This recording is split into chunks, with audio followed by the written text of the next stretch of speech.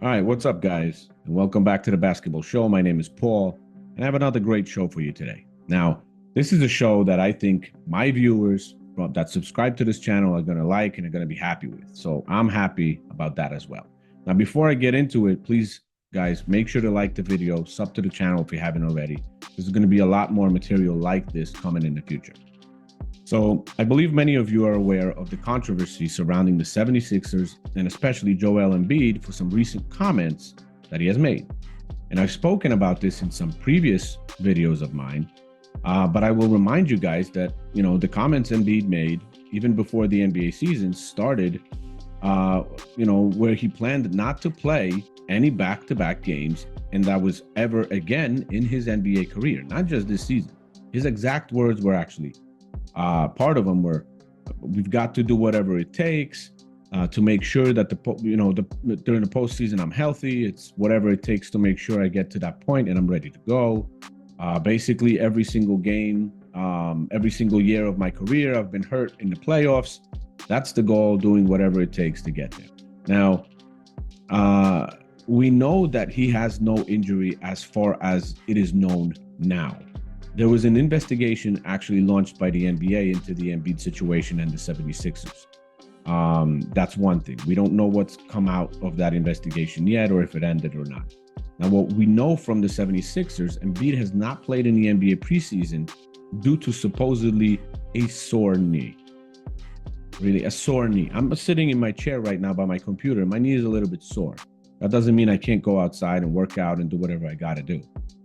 It's ridiculous. They can use BS stuff like this for a guy to sit out multiple games during the season. It's ridiculous. According to the team, he's responding well to his individualized rehab plan, and he's scheduled to scrimmage this week. But they're playing it smart, and he'll be out for Friday's game, which passed last week. That was last week, Friday, against Toronto, and he was going to be reevaluated over the weekend. We don't know what the status of that yet is.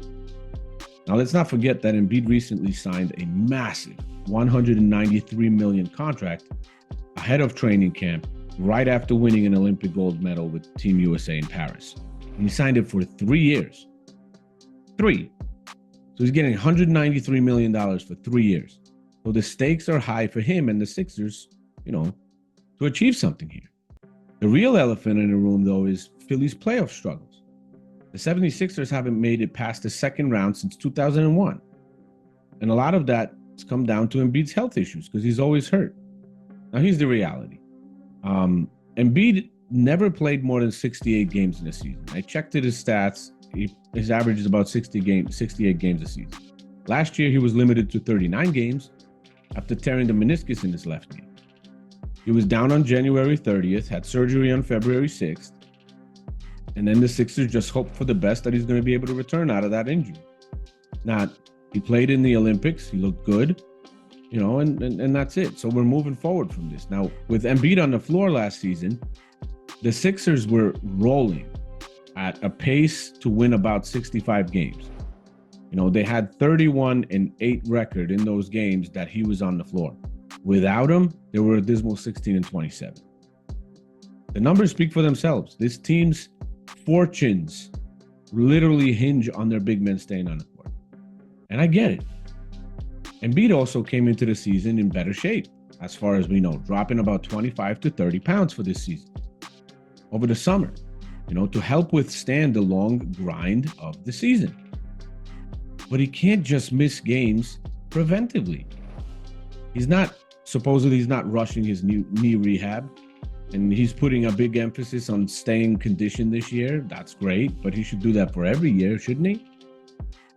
He seemed to be, trusting the Sixers medical staff because they're telling him to play it safe and all that. The team doesn't want to lose money. I understand that too. But recently, 3 gentlemen that I love to listen to, their colorful commentary all the time, I've weighed in on that situation with Embiid and the 76ers. And I want you to listen to their conversation and their comments here and now so we can discuss a bit. Now, here is Charles Barkley, Shaq, and Kenny Smith. Let's move on to Philadelphia. And this whole Joel Embiid situation and this NBA investigation into Joel Embiid not playing in these first 3 games and what the situation is with him health-wise, I think we've gone from trust the process to blame the plan. Here's what Nick Nurse said before last night when he sat out the nationally televised game. The plan is why he's not playing. He did not re-injure himself, but the plan is we don't feel he's quite ready, strong enough, light enough, whatever it is. They've determined he's not quite ready to go, hasn't been in any full court scrimmages, etc. That's the plan. And so... Well, you can't play if you haven't been in full court scrimmages because the game is full court.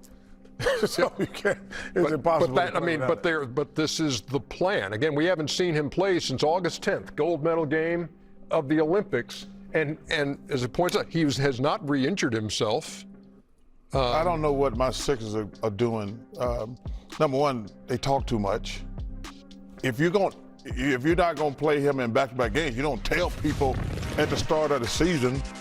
I was proud of Joel because they said he came in, he had lost some weight, which I think will help him not get injured as much. But man, I don't have any idea what the Sixers are doing.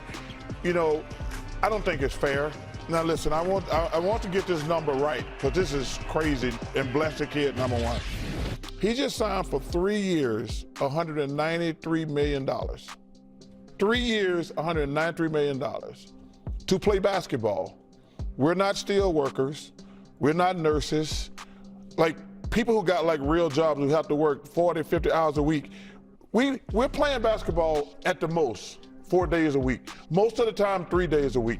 He has the best backup in the league in Drummond. If they had said, and Ken and Shaq know this, they just say, I'm gonna play 25 minutes on the second night or back-to-back, or during Drummond plays.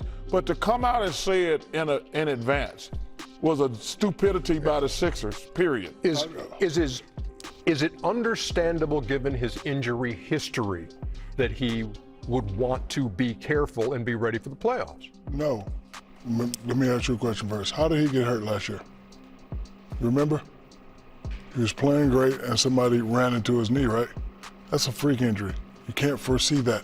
So my point is you can't be afraid of the injuries. Yes, he's injury prone, he's a big guy, whatever, but when you're trying to win a championship, the plan needs to be we need to be dominant at home. The plan needs to be we need to get 1 through 4 in home court advantage. The plan is I need to show everybody I'm the best big man. The plan is I got to keep everybody involved so if I do go out, guys like Tyrese Maxey have the confidence to hold it down until I get back.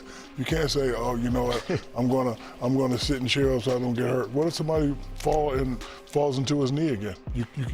Like some accidents you can prevent, but you can never prevent freak accidents. For example, I missed 200 games. 4 of my injuries was Matt Geiger breaking his hand, Big Baby breaking his hand. I went up for a lob one time, came down on my knee, had to sit out 6 weeks. One time I got a dunk and I did the Merton Hanks like that. I pulled 2 stomach muscles. Freak injury. Well, that's when you should have retired. They're scrambling upstairs to get the Merton Hanks video, that's for sure. I agree. Firstly, I think Philadelphia is trying to be under this school of thought, oh, if he plays less, he reduces his amount of injury. That's like if you're a bad driver, no matter how many times you drive, you're just a bad driver. So meaning he has to get in better basketball shape and do the things to prevent basketball injuries. Basketball injuries are stability, core, and all of those things. What Shaq is saying is 100%. You can play 1 game and somebody runs into you. And actually, sometimes when you play less, you actually become more injury prone because your body's not accustomed to taking the wear and tear. There is a balance, but the balance comes when you play first and you start measuring how my body feels. It doesn't start at the season. When you're fresh, as it progresses, you go, you know what? This week, I don't think I can do back-to-back. You start progressing into that. But you don't announce it before the season. Yeah, and I'll say this, Ernie. I think he's a nice kid. I don't know him. But I live in Philly, obviously, so I pay attention to everything. I think he's a nice kid, and I had him on my top 5 best players in the NBA. But I've never seen a great player. First of all, I think I said on Paul George's podcast, he needs to get in better shape. I think that's one of the reasons he's hurt all the time. And like to pick it back on Kate, he needs to get in better shape. But I've never seen an MVP or a great player have that, like, I'm not going to play back-to-back. I've never seen a great player say that, ever. So let's take this apart a little bit. Barkley said it's not fair, and I believe he meant not fair for the fans, the franchise, and the game and the NBA overall. I mean, like I said before, Embiid signed a 3-year contract before he said he'll miss those back-to-backs. A contract over $190 million for 3 years. That's crazy. Was it a manipulation of negotiations on his part? Him playing in the Olympics? Did he play in the Olympics to get more money out of the 76ers in that contract to make them think he's in great shape and all? I don't know. The situation just looks shady like that, doesn't it? Barkley's also right, saying that he thinks Embiid has not been coming into the season in great shape in previous years. I mean, if you can shed 25 to 30 pounds before this season, why couldn't you do that before the previous seasons? The weight alone would prevent a lot of wear and tear from playing for such a big guy like Embiid. Shaq touched on an interesting point, that last year's injury for Embiid had nothing to do with his playing on the court. Someone went into his knee and actually caused the injury. It was a freak accident, pretty much. It was a freak accident, and you can't prevent that. He might as well just sit out the whole season to be healthy for the playoffs alone. It was mentioned that he has a great backup in Drummond on the team. So why not just cut his minutes in the second game of the back-to-back to about 20? He normally plays about 33 minutes average per game. I checked it. Cut it to 20 and be done with it. I played basketball myself for over 20 years. Yes, I haven't played at that level. I agree. I'm not as big as he is. I agree. But I did play high school ball, very high. I played college ball. I was always starting five, playing great, semi-pro for a couple of years. Then I screwed up my knee and that was it. But from my experience, the more you miss games and practices and all that stuff, the easier it is to get injured because your body is just not used to the regular load it takes during games. And on a regular basis, practice games. You have to have a regular load so the body's used to it.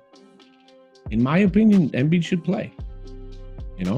Yes, stay conditioned. It's great you lost 20 or 30 pounds, but you signed a contract for $193 million for 3 seasons. That's what you have to honor. That's 246 games total, just regular season alone. That's what you get paid for. If you don't want to play for back-to-backs, which is somewhere around 15 games a season, that would mean that during the contract time, he would miss around 45 games total through 3 years. He makes about $784,000 per game on that contract if you divide it by the games in all 3 seasons. If you miss a game just to rest, you don't get paid. That's what I would do. That 45 games will cost him $35 million. Miss those 45 games, lose $35 million. Let's see what that does. And I understand, of course, that you can't change it now because the contract's been negotiated, signed by both parties. But the NBA should start doing things like that. If there's no major injury and you can play, and you want to sit out like Embiid, then you don't get paid for those games. I mean, it's simple like that. Same should apply to Embiid, Kawhi. I know Kawhi has some injury problems with his knees, and some of them are serious, and I understand he's got to miss games, but I think he missed games just to miss games. I think Kawhi did. There's other players that do it.